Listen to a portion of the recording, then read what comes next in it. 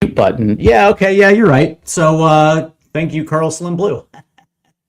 I guess my mute button's on. So let me recap all this. I do want to say thanks to all you guys out there that are tuning in. And again, a big shout out to Carl Slim Blue, by the way. Yeah, I didn't realize my mute button was on. All right. So again, thanks to all the homies that are across the pond in the UK, all the homies that are watching on TikTok Live, all the homies that are watching again on X and Facebook. You guys are the shit. All right. And again, hit that like and subscribe button. All right. Speaking of Mr. Carl Slim Blue, there he is right there, who says to check the mute button. Of course, Carl, being the homie that he is, let me know. And pick up to you as well, too. All right. So, like I said, Roberto Zerbi is the new man in charge. And, of course, all the brouhaha that was leading up to that moment, everything that came off that, seemed to be a one-day cycle as he made his statements and everything like that. And now he's gotten down to the job of getting this team pointed in the right direction. Last week we had Dermatron, who was on, and Derma being Derma, seemed to be quite excited by it.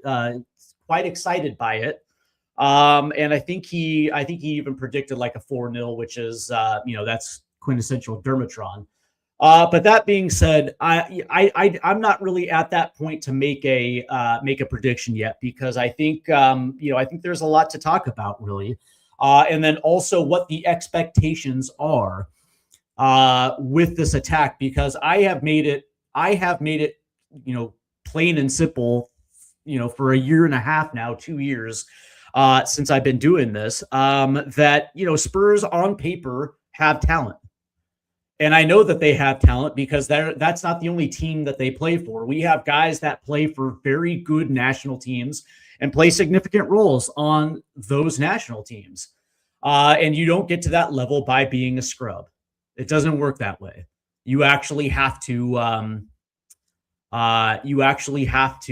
be not just talented, but you also have to continue that progression to get to the upper levels of it. And I always say that there is levels to football. That's why we have divisions in almost every single country, because if you're not good enough, you're not going to be in that position to get to the top division, let alone a national team. And so from that standpoint, I think Spurs do have talent. I don't think it is. I don't think it's a question. The biggest issue with Spurs is mentality. And I think for a long time, this team has been mentally a loser. And I'm not saying it because the players are, I'm not saying it that individual players are. But that being said, when things don't go right, who is the one guy that you can point to that can pull him out of it? We haven't seen it. We hadn't necessarily seen it. Last year, it was understandable that for a very good portion of the season, they were without certain players. And I even said it last year. It doesn't matter if it's Jurgen Klopp, if it's Pep Guardiola, Carlo Ancelotti, whoever, nobody is going to be able to play their way out of that one. And from that standpoint, I didn't think it necessarily was on Ange. And we were proven that the players absolutely loved Ange. That was possibly a piss poor decision. But it was clear that they quit. These players quit on Thomas Frank. They never got adjusted to Igor Tudor. I won't sit here and say that they quit on Tudor. Me personally, I just don't think that Tudor necessarily had the no-to in the Premier League, or also had a system that was conducive to the players' strengths. So in comes Roberto De Zerbi. And I have reservations on Roberto De Zerbi. Excuse me, that's good coffee. I do have reservations. And one of my biggest reservations is the fact that it's going to take more than 7 games for these players to get down the nuances of his system. It's going to take a summer, and it's probably going to take weeks into a new season for these players to be comfortable with what Roberto De Zerbi is specifically going to be asking of them from every single position. So from that standpoint, I've always been that guy who is going to say that there's going to be times where you're going to have to put your ego aside and really understand exactly the situation that you're in. And for Roberto De Zerbi, he's dealing with a 17th place team that is currently tied on 30 points at the drop. That's the reality. That is the reality, and there's no time for bullshit. There's no time for gimmicks, and there's no time for expansive and beautiful styles of play. What this team needs is goals. This team absolutely just needs goals. Because when we're looking at this against Nottingham Forest, they didn't even score. They scored 3 against Madrid in the second leg, but they only, in the league play, the last time Spurs scored more than 1 goal was against Manchester City on February 1st. That was it. They scored 2. Prior to that, it was against Burnley. But then again, prior to that was Bournemouth on the 7th of January.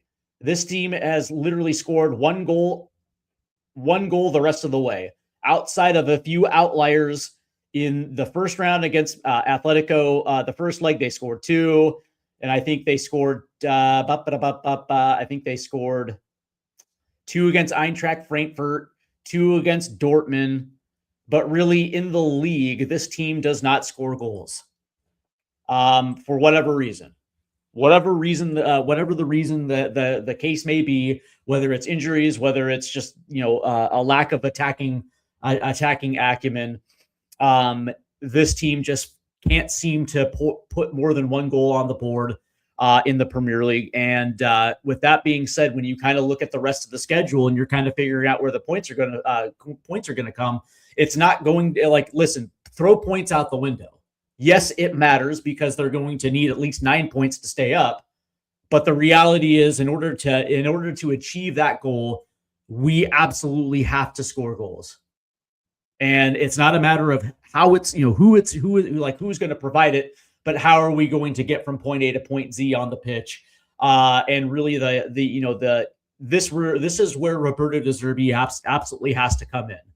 We're going to find out just how smart De Zerbi is, right? Because again, the reality is it's going and for him to run his system, it's going to take a lot of time for these players to actually, get that hammered in. And so in the meantime, you're going to have to throw that out the window and put in a system that emphasizes front-footed football, that utilizes space where a guy like Xavi Simons is going to be able to operate in room, where he's going to be able to play through balls in, or whether he's going to be able to take shots, whatever the case may be.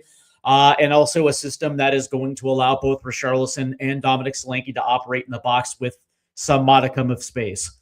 Now, whether that's going to be a 4-4-2, a 4-2-3-1, a 4-2-3-1, 4-3-3, listen,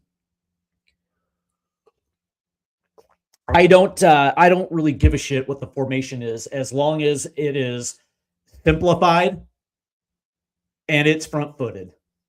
That is really all I give a shit about, because this team does not play well as a counter-attacking team, as Thomas Frank found out.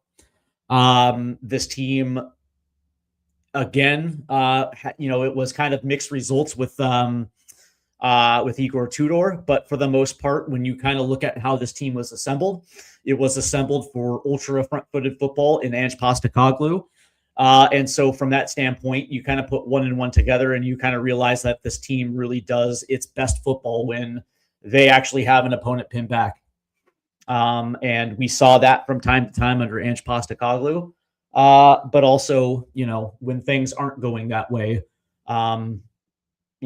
we also saw how this team struggled against low blocks. We also saw what this team looked like against better teams that, knew how to press this team. So from that standpoint, I just look at this as something that should be, easy for this team to grasp.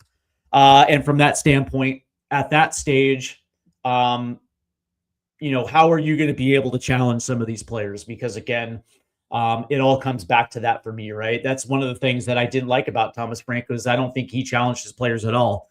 And I don't think that Igor Tudor was around long enough to, in order to even do it, right? So from that standpoint, it's going to be the ultimate challenge for Roberto De Zerbi. Number one, can he come across to these players? Can he relate to these players? And can he get these players to buy in? Players that quit on two coaches. Quit on two coaches. That is going to be the ultimate task. That is going to be the ultimate task that I see as well too, because from that standpoint, all of that goes back to loser's mentality. Because if you're in that situation where you can't handle adversity, you're going to quit. And I think we've seen a little bit of that. Carlson Blue says the energy coming from the camp seems good, but we've seen this before. Fingers crossed. Yeah, I would say that as well too. It's what we like to call fool's gold. Although I didn't get any of that from Igor Tudor. It didn't seem like the players were all that excited. And I think there was a certain point where that I think maybe in the early portions of Thomas Frank, maybe there was some excitement, but I think that's natural starting the season. But once it turned, it wasn't that way at all. Gerard O'Connor, 8462, says Hammers 0, Wolves 0 after 15 minutes. Let's go Wolves. I don't think I've ever said that before in my life, but yeah, let's go Wolves. All right, so I guess let's go ahead and start with what should be in this match against Sunderland. And of course, what I will say is that Sunderland, the last time we saw Sunderland play was against Newcastle in the Newcastle Derby, and they came out winners 2-1. What I like about Sunderland is that they got off to a hot start this season. They're already past the 40-point mark, sitting at 43. They are going to be safe. And what I like about them was that they kept things eerily simple this season when it came to tactics. But I think they went back and did some old school football instead of relying on flair and some of these other things that you like to see with Pep Guardiola and Mikel Arteta. He went physical, and he went athletic and physical. And when you kind of look at some of their players, are they the best? No, but they fit the system. They're extremely physical. They're extremely athletic. And bringing in Granit Xhaka to be the captain was an absolute stroke of genius, because what it allowed them to do, it allowed them just to be able to be themselves, and they played to their strengths.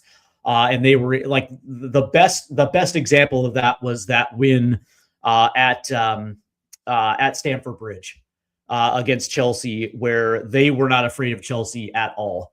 I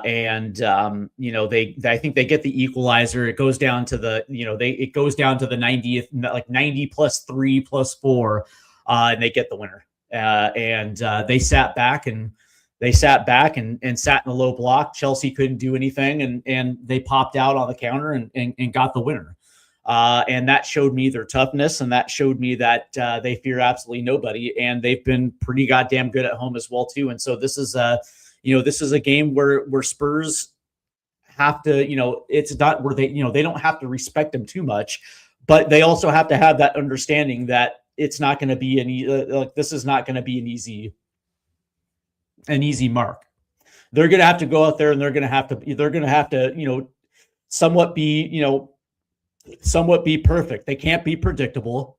And I think this is going to be hard for Spurs, because they've been nothing but predictable pretty much all season long. And so from that standpoint, that's going to be the test for Roberto De Zerbi, right? Like, how are you going to be able to attack in multiple different facets, give them multiple different looks, while still being able to press forward, right? One of the things you absolutely cannot do is allow a team like Sunderland to catch their rhythm, because they absolutely have absolute killers on that team. And they can punish you in more ways than one. Now they are missing a couple pieces. Luke O'Nien is going to be in their back four as Dan. What's his ass? The center back Dan. Why can't I think of his name? I'm sure the chat will bring it on. He's going to be missing, but they are also getting Robin Roofs back, their starting keeper, and so that's going to be absolutely huge for them. Obviously, they got rid of Adingra in the January camp, but that being said, what they're going to be able to throw out is going to be an absolute test. So Spurs are going to have to be absolutely on point, and from that standpoint, I think that. Again, I think it's capable. I think they're very, very, very, very capable of getting a result. But that being said, it's like the little mistakes that plagued them over the course of the last 4 months. Not really, not having any progression through the middle of the park, being stuck on the wings, trying to play the long ball because there is no midfield progression, bad passing, and just not, essentially just throwing darts at a dartboard and hoping something would stick. That's not a game plan. That's just you're throwing up a prayer hoping somebody will answer it. Let's see. Gerard O'Connor says, haven't seen you on Derma's show in a long time. Yeah, because he just hasn't asked. It is what it is. There's been no beef. There's been no issue. It's just he's got people that he likes to bring on the show, and he comes on every once in a while. Carl Slim Blue said that Sirkin and Mundell are bound to score. I agree. Can Spurs man up in Sunderland? And that's exactly what they're going to have to do. They're going to have to man up.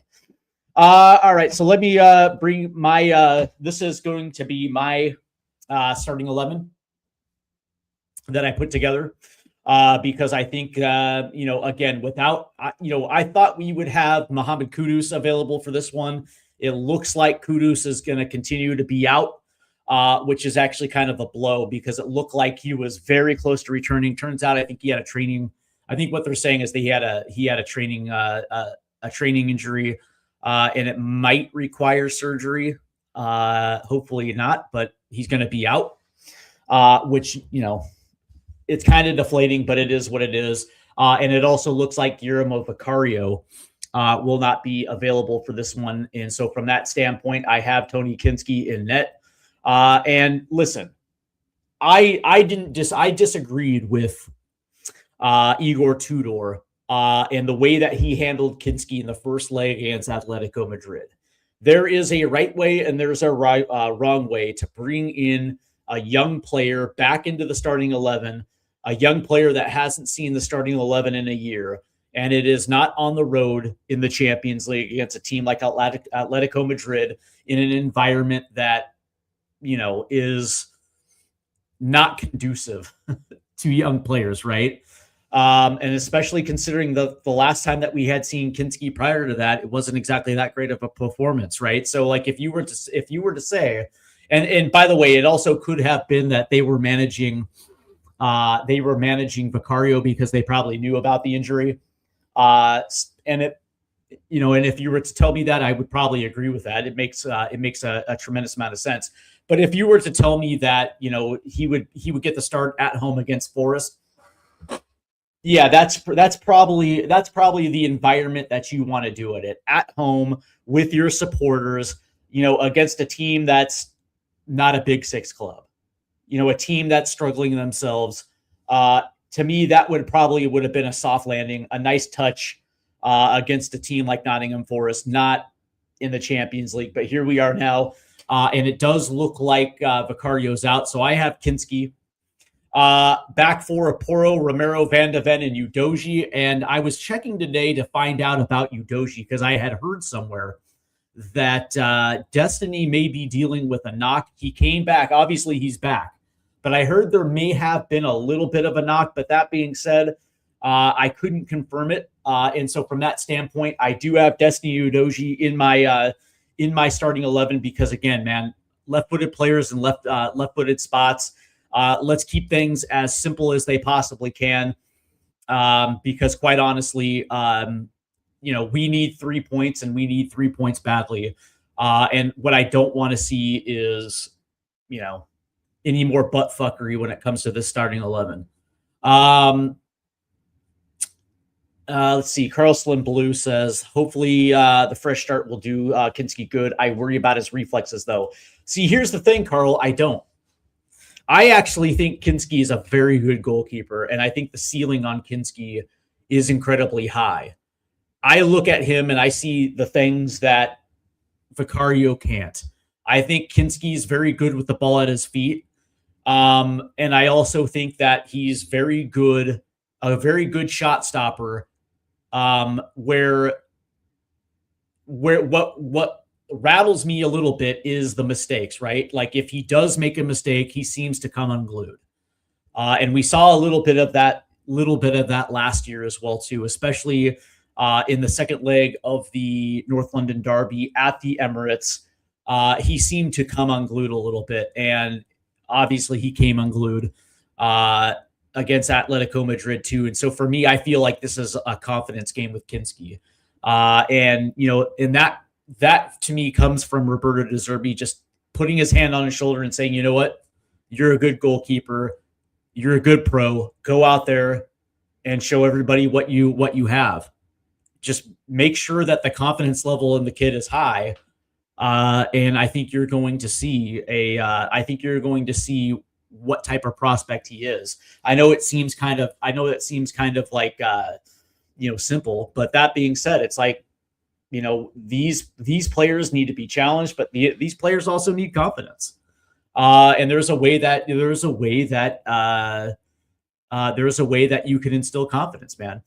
Let's see. Anthony Lyons says Kinski recommended personally by Peter Cech. Just a matter of experience and confidence. Exactly. You're absolutely right. And I actually did not know that he was personally recommended. But that being said, it's like you can see the talents there. And if Peter Cech is the one that's recommending, he knows a thing or two about goalkeepers. All right. So my midfield pairing is going to be João Palhinha and Archie Gray. I also feel like in this game that there has to be some level of experience within this team, and João Palhinha's got it. Me personally, I think we're going to need some sandpaper in the starting 11. We're going to need somebody with grit, somebody that is not going to be afraid of jumping in challenges, somebody that can put out fires. And say what you will about João Palhinha, he has been, me personally, I think at times he's been this team's best player for stretches. And that being said, he was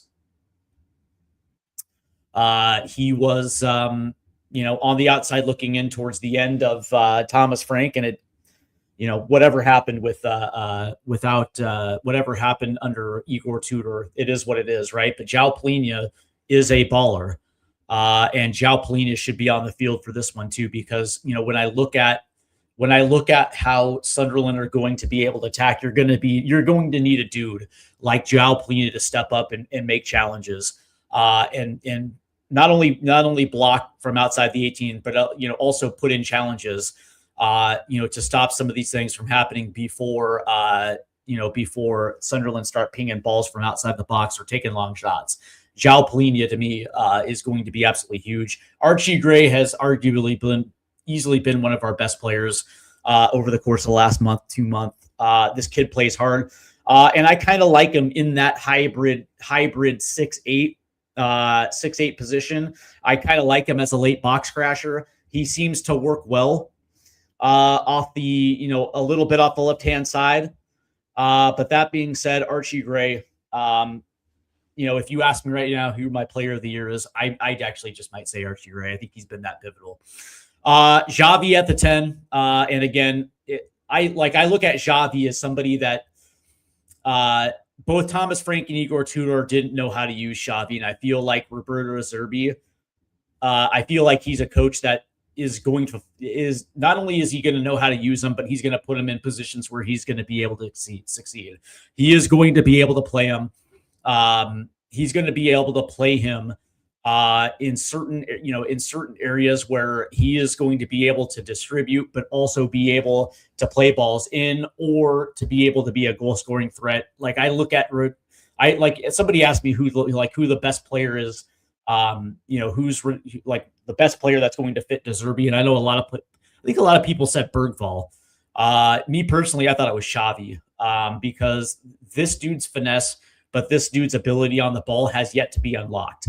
And so it's going to be interesting to see exactly how that's going to play. But me personally, I think Xavi is kind of a no-brainer. Matisse Tell off on the left, it kind of makes sense. We don't have a left-sided winger. I guess he's the closest. But also Tell, I like Tell, man. I like the fact that he tries shit. And I think that Roberto De Zerbi kind of appreciates that. Does he play hero ball from time to time? Sure. But I like the fact that he's willing to try shit. Not really much of a crosser. But that being said, if you kind of can play him in as an inside forward, who knows? Who knows how that's going to play off? But I like Matisse Tell, I like his player profile. I have Richarlison on the left because there's probably going to be some times where you're probably going to see Richarlison in the box, maybe playing as an off nine or playing in two striker sets. And of course, Richarlison probably is our best scorer this year. And then of course, Dominic Solanke up top. And from that standpoint, I think this is the best 11 that we can throw out. And I think it does the trick defensively, but I also think that it's going to be interesting to see exactly the plan that Roberto De Zerbi is going to have in place in order to unlock some of these pieces. Because again, when you have a Xavi and you have a Richarlison and a Solanke out there, we should be able to find the back of the net a couple times. Let's see. Xavi to the left when Matters comes back. I don't see that. Let's see. Or Xavi out when Madison comes back. No. Because Madison, by the way, like if Madison comes back, he's not going to be put into the starting 11 automatically, right? That's like, I would probably assume that for instance, let's just say that Madison comes back by, let's see. Let's say Madison comes back either by Brighton or Wolves.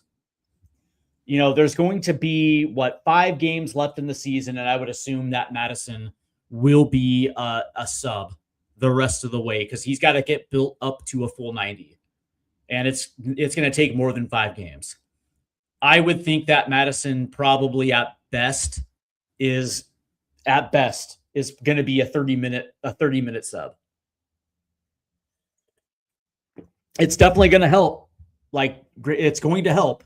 It's going to help, but it's going to take a lot. It's going to take more than a couple weeks to get him to a full 90. Like maybe by the end of the season, if things break and he's able to stay relatively healthy by that Everton game, maybe he starts. Maybe. Carter weighs 457. Carter Way 457 says, you see our 18s and 21s killing it. Bring those boys up. That's not going to happen. Not this year. And it says Bergvall at the 10. No. Bergvall still, Bergvall is still ramping up to a 90. And me personally, I think Bergvall's best position is probably going to be that 8 as a box-to-box player. Let's see. What else do we have here? Sorry about that, guys. Let's see. Hope De Zerbi gives the Spurs confidence 100%. Richie can't play in the middle in De Zerbi's system unless Dom is hurt. Richie not a fit. Well, unfortunately, here's the problem with that, right? Number one, there's a couple problems with that. And the first problem is that number one, we got rid of what's his ass? The Welsh kid with Crystal Palace now.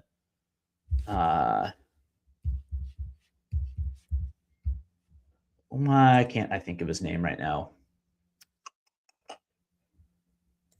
Oh yeah. Here we go.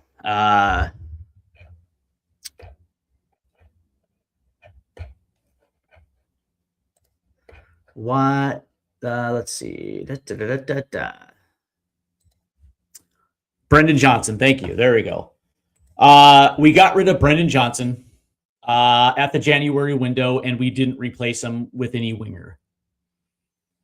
And then Mohamed Kudus goes down. And by the way, we let Sonny go in the summer. We didn't get his replacement. And we go in there with Wilson Odobert. Odobert goes down. Kudus goes down. We get rid of Brendan Johnson, and we literally do not have a winger on the roster. And according to Johan Lang, that there wasn't a player in the world that was good enough to come in to play at this team, apparently. And so from that standpoint, we don't have any wingers. And it's a shame, but that's where we're at, right? And like, Lord knows, Mikey Moore probably could have helped us, but they didn't want to bring him off his loan. So, okay, cool. This is what we have. We essentially have, 3 strikers on the pitch. Matisse is a striker. And so we have to use what we have at our disposal. And, it is what it is. It is exactly what it is. Yeah, you're absolutely right. Yeah, like maybe Richarlison doesn't fit him, but at the same time, it's like neither does Randall Kolo-Muani. And I would rather have Richarlison. I would rather have Richarlison out there because he actually can score goals. Me personally, I would like to see like a 3-5-2. From that standpoint, I think it probably works a little bit better, but Roberto De Zerbi is not known for playing that, but it is what it is, right? So it's like we're going to have to figure out a way around it. We're going to have to find a workaround. And so from that standpoint, it's like, listen, it's not ideal, but who else is going to play there? Me personally, I would rather start Richie up top, but one of the things that Solanke can do that Richie can't do is be a force in that hold-up play, right? He actually can go 1v1 with center backs and be able to hold the ball up in a good position to allow players to get forward. And he's actually pretty good to play off as well too, which is something Richarlison absolutely can't do. But that being said, the thing I like about this setup is Tell and Udogie playing off each other off the left-hand side. Tell and Doji both have pace, and they're both a little bit physical. And on the right-hand side, I would rather have Pedro Porro bombing up that right-hand side and using Richarlison as an inside forward, and having Xavi playing off the both of them with Archie Gray as a late box crasher off that side. And all of a sudden, you create overloads on one side of the pitch. What it's going to do is it's going to draw defenders over to one side, and that's where a guy like Xavi and Tell come into play off the other side. It's about creating mismatches, but it's also about finishing chances as well too. And that's the other thing that has yet to be talked about is this team's ability when they do get in a position where they can score goals. It's finishing chances. This is also a little bit of a sore subject too, because this team has a problem doing it. But somebody did mention West Ham can't get a shot on target right now. Okay, yeah. Richie is fine for now. Next season, he's probably gone. Let's see.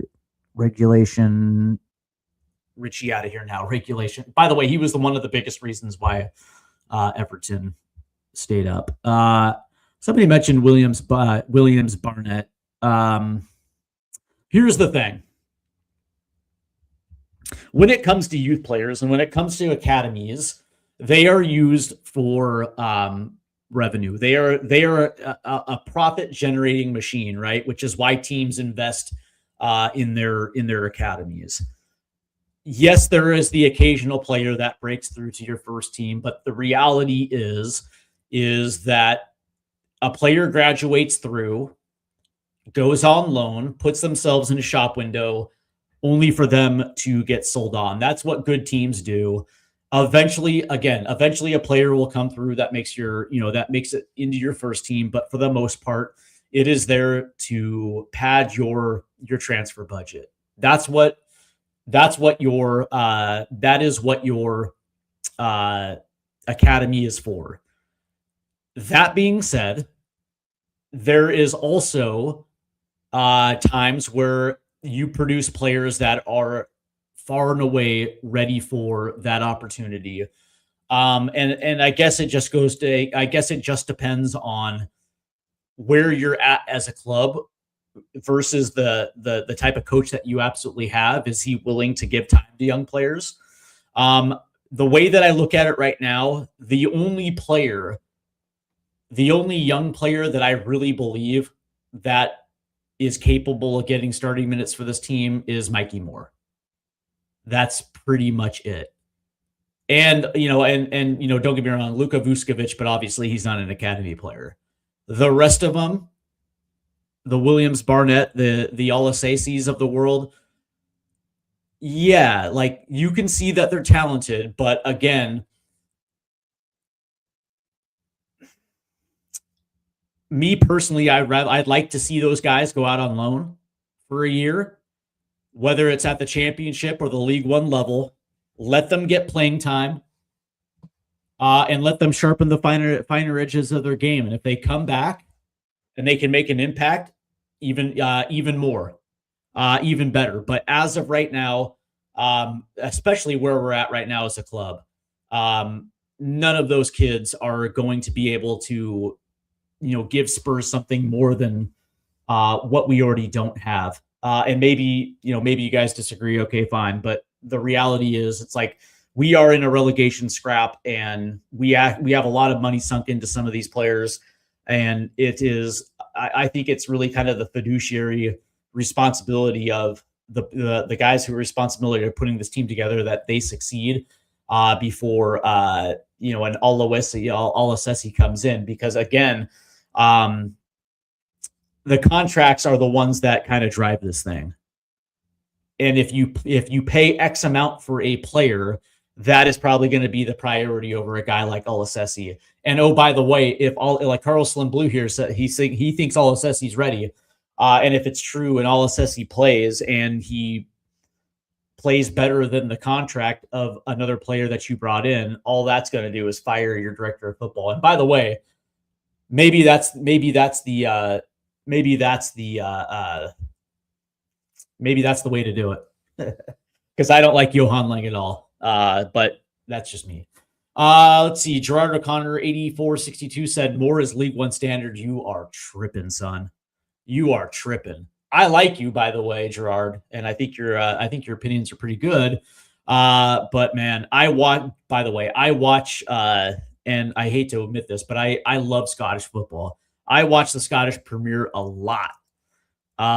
Maybe I'm just a sucker for bad football. I don't know, but I don't know. There's something about watching Dundee United versus Dundee FC.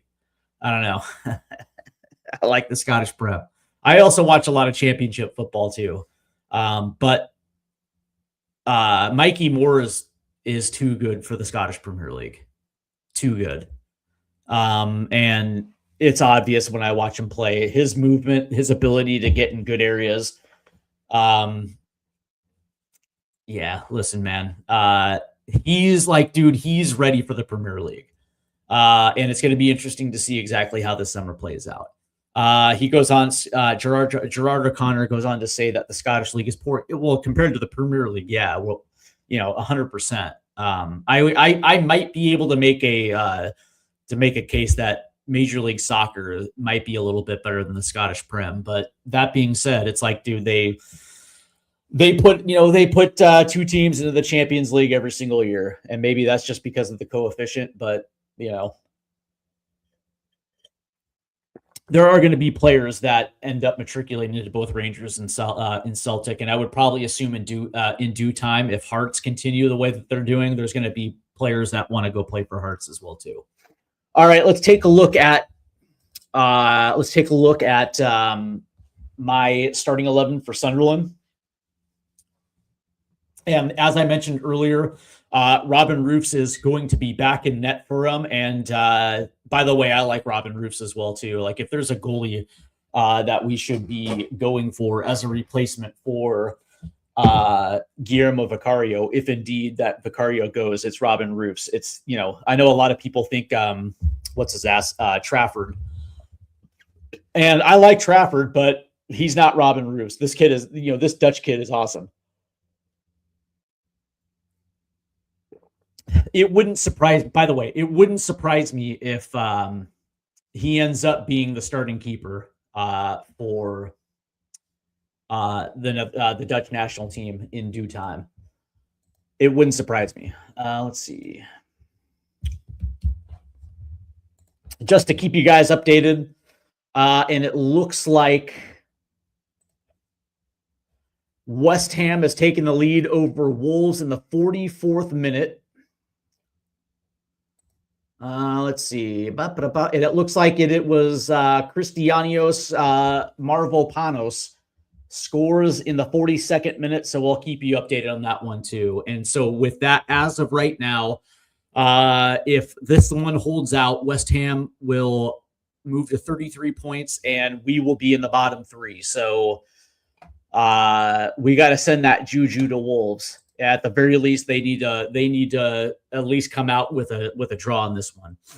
All right. So the back four that I have is Gertruda off the right side, a center back pairing of Luko Nyan and Alderete.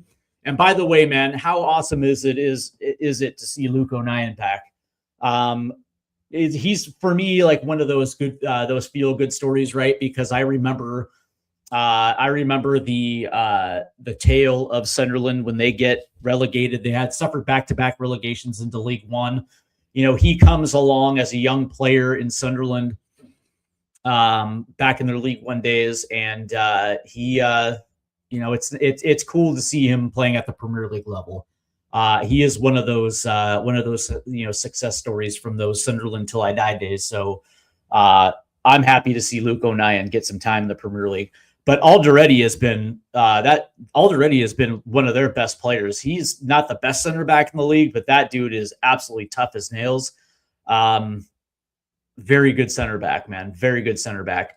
And it's not surprising he's a CONCACAF center back playing for. Beg your pardon. He's a Common Bowl center back playing for Paraguay. And then of course Hume is going to be on the left-hand side. My double pivot will be Siddiqui and Granit Xhaka, who will be wearing the captain's armband. And of course, Granit Xhaka has had himself a hell of a season for Sunderland. I'm surprised he even came in the first place. But that being said, that was a hell of a coup when Sunderland ended up with him. And then of course the attacking four, I got Talby off the left, Rigg off the right, Diarra underneath, and then Brobby up top for Sunderland. And Brobby's actually been very good for Sunderland. Same thing with Diarra as well too. This actually eerily looks similar to the 11 that beat Newcastle in the Newcastle derby there right before the international break. So from that standpoint, again, this is a team that just does everything right. They don't make mistakes. But they also don't put themselves in position where they're going to get caught out. Like the one thing that I like about Sunderland is the fact that, number one, they don't fear anybody, but two, they're organized. That's the thing. It's like they play to their strengths always, and they don't take chances. They don't take reckless chances. Let me just say that. Regis Labrie, their head coach, just seems to always put them in good positions, to close out games. And from that standpoint, that's why I like that. That's why, it wasn't surprising that Sunderland is going to stay up. They did everything correctly in the summer. But moreover than that, Regis Labrie got everybody to buy in. And that's really what it comes down to. And, the fact that they're able to be at 43 points at this stage of the season, yeah, it's not going to win the league. But that being said, it's like, they've, some people will say that they've overperformed. It's like, I don't think they overachieved at all. I think for me that they played right to the strengths of the team. And they are supposed to be where they're supposed to be. Like eventually it was that whole yo-yo thing was going to end. There eventually was going to be a team or two teams that were going to buck the trend. This year, I think it is going to buck the trend. Because personally, I think that Leeds stay up as well too. I really do. I think Leeds and Sunderland stay up, and I think that if things if things continue to progress, man, and things do not change, we're going down. I hate to be the bearer of bad news. Let's see, user. That's a password number right there. He says dog meat Gunnar Xhaka. Yeah. Thought it would be fun to interact with other American Spurs fans. What a joke. Okay. 147 followers for a reason. Well, I haven't really been on, by the way. Digital Joe Mad. By the way, man, who the fuck are you? I mean, seriously, right? Like, do you have spare time in your day just to go trolling on TikTok? I mean, is that your game? You know what I mean? Yeah, fuck you, man. Yeah, you're not a good person. Yeah, dude, I haven't been on TikTok I've been on TikTok for less than a year. And because I work a lot, I don't necessarily post a lot, but I try to stay active. But that being said, man, it's like, who are you, man? Who are you? It's funny to me. It's funny to me, right? I actually, to be honest with you, I actually don't get a lot of hate. I've actually, what's funny is like, from English fans, I actually get a pretty solid reception because, generally speaking, what I say seems to land pretty well, to the point where I actually go on other Spurs shows quite a bit, Spurs shows that actually have a big reach. But that being said, it's like, I usually don't. What I usually get is the Trump shit, right? That's usually what I get. Because because I'm an American and I love my country. I usually get the Trump stuff, right? Which is funny to me. Because I don't put my political beliefs out there. But that's usually the thing that I get, right? Is the Trump stuff. And I usually just kind of smile and laugh it off. But because being proud of the country of what I was born in, apparently nowadays that's a bad thing. Apparently that is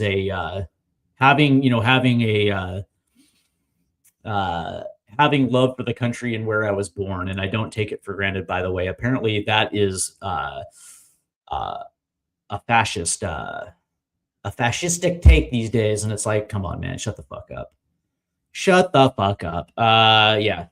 West Ham right now is leading at the half. Ex-Gunner for wet spam. That's kind of funny that you got like people call it wet spam. I feel bad for the Hammers. I really do, because they're a shit of a club. There will always be haters. Yeah, long live Trump. Left him as a disease. I would happen to agree with that. Let's see. Happy or sad Sonny came to America? I'm happy. Here's the thing. I'm happy because I get to see Sonny play football for a little bit more.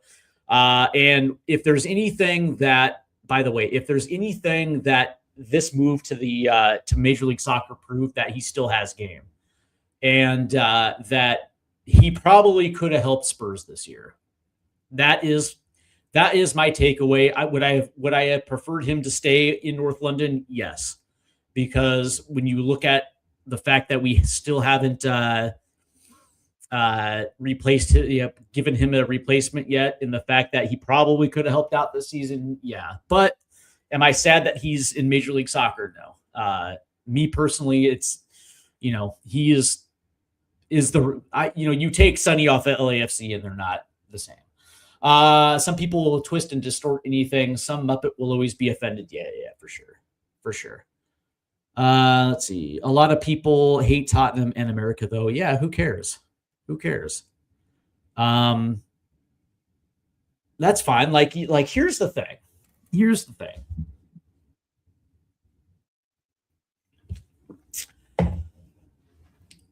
You can hate Spurs all you want, and there's a lot of reasons to dislike the club, because they haven't won shit, and they haven't won the league title since 1961. And before last year, they hadn't won a European trophy since I was 3 years old. This is a team that they give a lot of people reasons to not like them. But let's be honest with America. You probably wish you were here.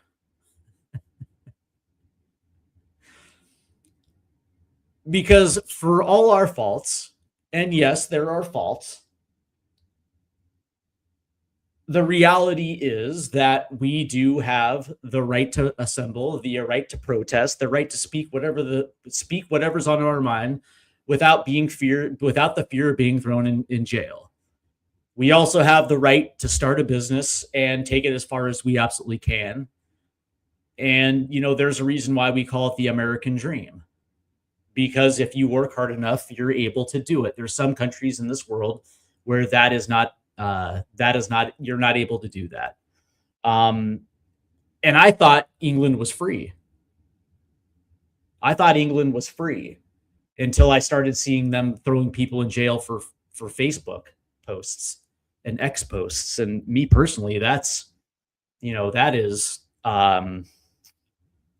totalitarianism right there. It's like you're going to throw people in jail, like you're going to waste time, energy, and resources on social media posts. Okay. That doesn't make any sense whatsoever. But that being said, it's like, a lot of people have these weird misconceptions about, about the United States. But that being said, it's like, listen, I am absolutely grateful that I was born into this country because I have the ability to, to live a pretty solid life, and I get to go overseas and man, I get the right to protect myself if I need to. Yeah, it's a great country, man. It's a great country. The only problem that I have with it is that there are certain, like, I had to leave my hometown. I had to leave it because it got too expensive, and that's just that one sucked. I'm from Seattle, and unfortunately, post my divorce, I couldn't afford to live there, and so I had to move. But it ended up being a blessing because I was able to build off that move, and I'm glad that I did, and I will never regret it. But when you can't live in the town that and a part of me still loves Seattle, and a part of me loves the Pacific Northwest. But that being said, it's like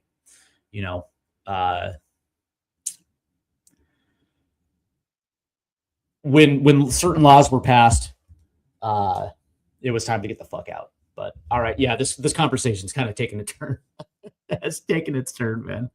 But that being said, it's like I'll say this, right? Like, yeah, don't provoke me because I will literally tell you exactly how I feel about it. Let's see. There's nonces in the royal family. It's F tier, but I wouldn't want to be anywhere else. What is nonsense? Oh, nonsense. I gotcha. I've always been curious about the royal family, not to the point of taboo or anything like that. Tabloid stuff. But like, what is the role of the royal family? That's what I always wanted to know. Let's see, yo, sir, what are we talking about? Well, here's the thing. We're gonna get back to Spurs in just a second, but it's curious. I've always been curious about the royal family. Like, what role do they play? Are they just like figures? Like, because obviously England doesn't have the monarch anymore. It's ruled by parliament. But what's the role? Are they like ambassadors? Like, I don't understand. Let's see. How much is a gallon of gas there? In my neighborhood, it's 3.10 a gallon. Yeah. All right. So to finish this one up, I will say that if Spurs if Spurs can score some goals, and that's exactly what this will be. The rest of the way, this team needs to at least average 3 goals a game if they're going to have an opportunity. And it starts with Roberto De Zerbi simplifying things and putting in a system that will keep this team on the front foot, that'll keep this team trying things, that will allow them the freedom to play brave, because at the end of the day, it's been lacking. This team does not play with bravery. It does not play with freedom, or it didn't. And that is something that has to happen. If that happens, we will be fine. If this team can be brave, it will be fine. If they can't, we are going down. So my prediction, before I give my prediction, what is your guys' prediction? How do you see this game going down tomorrow? So I'm asking Gerard O'Connor, Carl Slim Blue, Machina Joe, and then all the homies that are on TikTok live, not tomorrow, but Sunday morning at the Stadium of Light. How do you see this going? But more than that, what is your expectation for the rest of the season? Not just with results, but Roberto De Zerbi. Because again, I like Roberto De Zerbi in small areas, right? Because there's certain things about his system that I liked. And I got a good look of it when he was with Olympique Marseille because of Timmy Weah. And because of it, I watched a lot of them. And there's certain things that I like about his attack that I like. But I also realize it's going to take time for this team to really adapt to it. So from that standpoint, it's going to be interesting to see how this team plays. Now, Carl Slim Blue says it's going to be a 4-3 win, but it's going to be messy. Ugly W's are still W's. I don't think we are capable of scoring 4, considering I haven't seen it in the Premier League. But if we can get a 2-2 draw, I'll be happy. And what do I mean by that is if we're constantly pressing forward and getting shots. So essentially what I want to see is 10 plus shots on net, at least 2 goals. And I want to see some organization along the back line. If we give up goals, okay, cool, man. It's going to happen. But that being said, I want to see this team respond. How do they respond? Because usually what happens is when we go down, we start seeing heads drop. And we start seeing bad body language, and then all of a sudden the game will slip away. Like that game against Nottingham Forest was a perfect example. And what did Nottingham Forest do? They just literally just kept taking it to us, and we quit. And so from that standpoint, I want to see what this team looks like when they respond. If Sunderland scores against us, how do we respond? Do we respond in kind and come back down and shove it right down their throats? That would be an interesting way to see exactly where this team is mentally. Because again, there is a loser's mentality within this club, and that has to be shook. But that being said, I'm going to go for a 2-2 draw. Because again, this is going to be baby steps, right? You have to walk before you can, you have to crawl before you walk before you learn how to run. But again, when I look at this and I look at our schedule and I see the likes of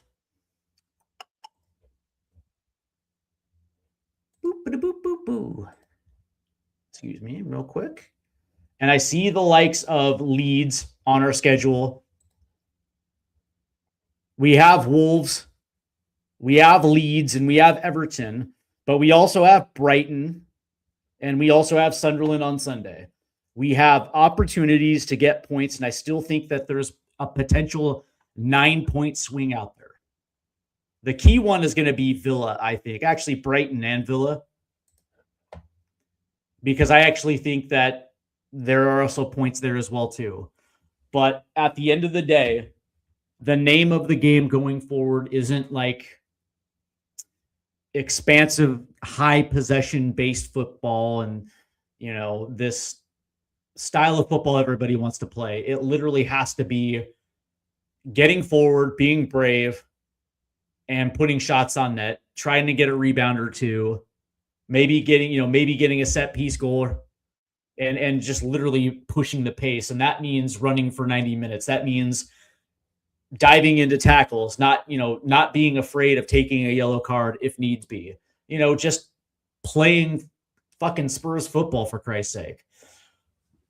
Let's see. Carl Slim Blue says, let's see. I think he keeps it simple for the rest of the season. I hope, because that's going to keep us up. But I'm hoping the likes of Tell, Richie, Xavi want to turn it on for RDZ. Yeah, me too. And I also think that there's a group of players that have started like a new, like it's weird because I don't like leadership groups at all, but I think there's a subset of players that are playing extremely hard for the club right now because their futures are also tied to this as well. Because if this team goes down, they're going to be in the championship, and that's not something that I think that they can handle or want to handle. That being said, it's like you wonder if there are players that actually give a shit or not. But it seems right now, it seems that Roberto De Zerbi, it feels like De Zerbi has done a good job of at least getting their attention, so to speak. So we'll see exactly how it plays out. I think as much as my heart wants to go with a 3-1 Spurs win on the road, but my head is telling me straight up that this is Spurs we're talking about. You know what I mean? And I have to be the one to correct myself and say, like, the last time that this team scored 2 goals in the Premier League was February 1st. It's been a while since we've actually scored 2 goals in a game. The last time we scored 2 goals in a game in which we won,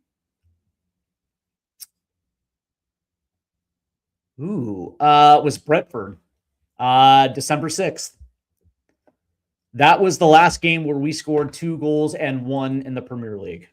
So that just lets you know that this team just doesn't score goals, man. Jesus Christ. That actually kind of surprised me. Don't know what to expect from De Zerbi because I don't trust Spurs players. I expect my Toffees to be 5th after we beat Liverpool in the Merseyside Derby next week.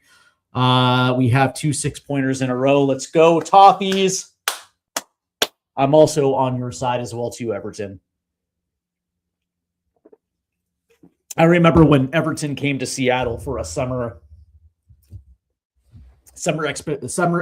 exhibition against the Sounders, and this was when Casey Keller was the Seattle goalkeeper at the time. He was the captain. He was finishing out his career in Major League Soccer, and I remember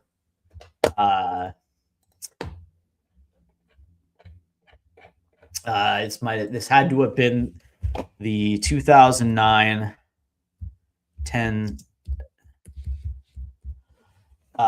season. So, and I remember I met, who did I meet in Seattle? Oh, he was a good guy too. It was, Tim Howard was on that team, and I met Tim for the first time. That was awesome. But obviously being a United States fan, but it was Marwan Fellini. I think he was Belgian and Moroccan, and Fellini barely could speak English, but he was dope, man. He was awesome. He was very nice. He was very awesome. But I met Phil Neville, and I think Neville was on that team, and I think Mikel Arteta was on that team as well too. But and Landon Donovan didn't come until the winter. I think he was on Landon Donovan came later that year on a loan. But who was it? It was Tim Cahill. Yes, the Aussie, the Aussie, and they were really cool because they trained at Starfire, which is in Tukwila, and so they would come in on the bus, and they there would be like a walk into the changing rooms, and that's where you got off on the bus is where all the fans would be, where they wanted you to sign stuff. And the cool part about it is there were a couple Aussies there, and Cahill would come out, and he would chat up the fans, but Tim Howard would come out, and of course I had a US ball that he signed, and I just sat back and talked with him because it was that summer. It was that summer. They came after the Confederations Cup that summer, and of course that was the summer in 2009, right before the World Cup in 2010, that the U.S. beat Spain, and that was when Spain was Spain, man, and they ended their 36-game unbeaten streak, and I think we lost to Brazil in the final, but for me, that was like the peak of U.S. football at the time, where those are always good memories. But yeah, I have a good love and respect for Everton. They were always that team that I always liked growing up, because they were always that blue collar team, man. They were always the team that at least in the 90s and the early 2000s, that were nowhere near a Premier League title. But they were always a fun watch, and they always play hard, and I always respected Everton for it. So, why are you calling it football in the U.S.? So here's the thing, Shy Skills. When I'm in England, I call it football. When I'm in the U.S., I call it soccer. But we're talking about the exact same thing. People know exactly what I'm talking about. I don't want to get into the history of the word soccer because it is an English word. It was invented in England. The word soccer was invented in England, and it was used in England until the late 1970s, when soccer became popular in the United States with the NASL, and that's when the English stopped using it because they didn't want any type of connection with the U.S. So that's when they started using the word football instead of soccer, even though they had shows on TV called Soccer Saturday and Soccer AM. So anyway, you referred to a U.S. team. Yeah, the 2009 Confederations Cup team that beat Spain. Yeah. All right, guys, that's going to do it for me. Again, I see a 2-2 draw. But most importantly, I want to see the Spurs team. I would like to see this Spurs team finally be a Tottenham Hotspur football club, to play Spurs football the way that it's supposed to be playing, which is front-footed football, exciting, nasty, getting back to what, getting back to what the essence of what this football club is. We have gotten so far away from it, man. And that's actually the thing that actually frustrates me the most, because it's been a long time since Tottenham Hotspur Football Club played Spurs football, and there's a specific style that we play that is absolutely entertaining. And by the way, man, that can actually do some damage in the Premier League. And that is what I'd like to see Roberto De Zerbi get back to. Me personally, I think every coach decided to play, that Pep Guardiola, Mikel Arteta, Luis Enrique style of football. And of course, this happens in every sport, man. There's always going to be copycats. And I didn't think that every coach would do it. But yeah, unfortunately, that's the style of football that most coaches adopted. And to be quite honest, it's a rarity when you see, a coach play a different style of football from that. And me personally, that is something that, that's why I like Ange Postecoglou so much, because he was the complete opposite of it. And he had his own style.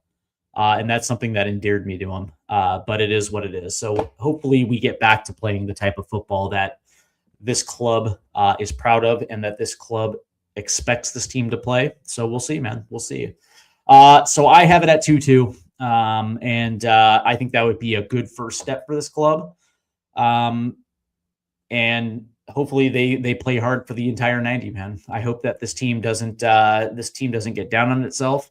If they make a mistake, just forget about it, move on, play hard, and score goals, and give this team a reason to get on their backs. Because at the end of the day, that's something that needs to happen. Like us fans have to support this team. And I know it gets hard. It gets hard at some points, but man, we need to stay up, man. We need to stay up. All right, guys, that's going to do it for me. I hope you guys enjoy your weekend. Today is Friday, and of course tomorrow on the program. Actually, tonight, by the way, I do have a show tonight at 8:00, and it is going to be talking about Major League Soccer's role in U.S. soccer post World Cup 2026. What is their role and responsibility within the U.S. pyramid post World Cup 2026? That is going to be tonight at 8:00. Tomorrow is the MLS live stream, Inter Miami versus the New York Red Bulls. And then, of course, on Sunday, we have the Hotspur live stream as well, too. Spurs versus Sunderland. So please do make sure you hit that like and subscribe button and hit that notification bell so you don't miss out on any upcoming Stateside Footy content. For those that are tuning in on TikTok Live, man, I hope you've enjoyed it. Thank you for tuning in.